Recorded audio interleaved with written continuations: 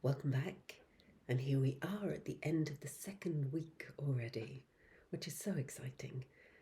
I'm really hopeful that something from the last couple of weeks has really landed for you. There's something in particular that maybe you've been able to pick up and run with, maybe integrate a little more into your experience. And mostly I hope that maybe you're starting to experience moments of that shift that we talked about, moving from a core place of being hard on yourself to starting to kind of feel little whiffs on the wind of some potential that, yeah, there's a different way to live. That's my hope for you. However, let's get back to business because there's a new task and challenge for you today, and it's another kind of powerhouse one, linked to kindness, linked to this kind of terrifying territory of meeting our own needs and being really selfish. Shocking, I know. But my goodness, it's a really powerful one. Tiny, tiny, tiny word that you absolutely have to have in your toolkit. No. A dear friend of mine always says no is a complete sentence in and of itself. And I couldn't agree more. And yet for so many of us, it can be the hardest word to get out. Do you want to come out? Oh, go on then. So many times we struggle to get it out, which means it's there, it makes its presence known to us in some way, but we just, there's a gap. We're not connected. Something in us, when we're not empowered to speak our truth, which in that moment may be no. I spent many years working in prisons, and it fascinated me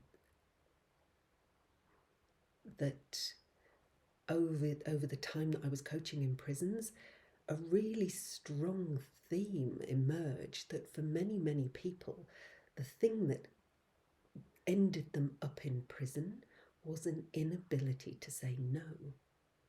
How extraordinary is that?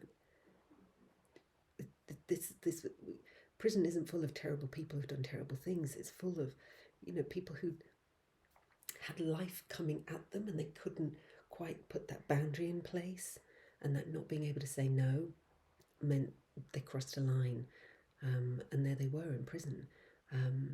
So I'm really fascinated by the impact and the consequences of not being able to master no, because I really saw the thin end of the wedge.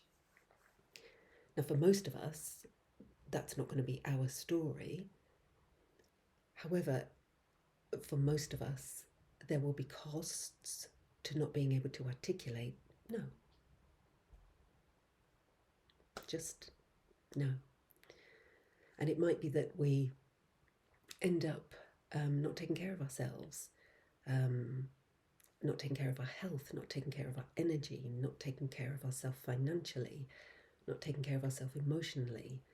We keep putting ourselves into a field that's taking more than it's giving, and we experience a lack where we're overdrawn emotionally, financially, spiritually.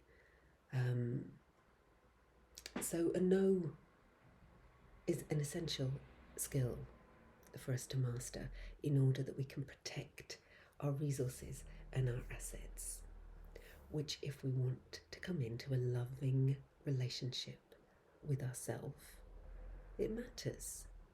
It matters that we give a shit about ourselves. It matters that we notice.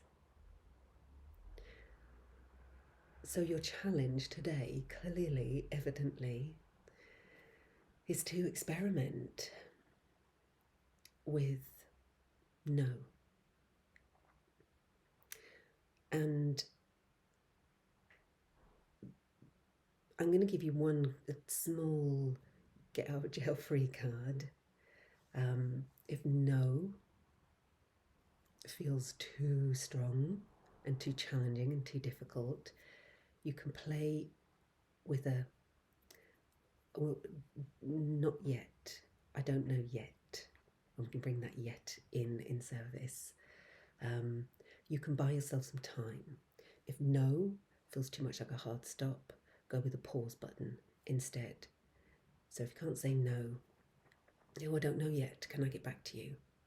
And buy yourself some time. It may be that you end up doing something that you don't want to do, but making a conscious choice to do it can still be an act of loving kindness. Say, I notice it's really, really hard for me to say no to going out for drinks. So I'm going to go anyway. And I'm just going to acknowledge, oh yeah, that's really tricky for me right now. But that will get easier over time. So I'm going to just be aware of that and kind of give myself a pat on the back for even trying. It's about us engaging with ourselves, not about forcing ourselves. So again, as ever, it's less about the outcome and more about your intention, how you show up with this material. So have a go. One no today. It's enough to get the ball rolling. You will and you can and will start to really build momentum with no. It's entirely something that you practice and get better at. It does get easier. It just becomes normal. People don't drop down dead when you say no to them. They just go, oh, okay, she's given me some clear information here. She doesn't want to. Okay. And if they have feelings about it, it's their feelings. Most people process their feelings and move on. If we don't try, though, we won't know. So begin in whatever way you can. One no or one not yet today, just to start the ball rolling. That's the challenge. And one side note to just bring in before I sign off. Whenever we say no to something,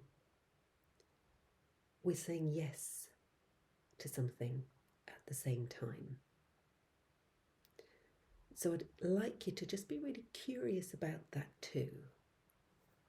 So when I say no to drinks after work, I'm saying yes to a much needed early night, taking care of myself, getting some rest, setting myself up for that heavy work commitment I've got coming.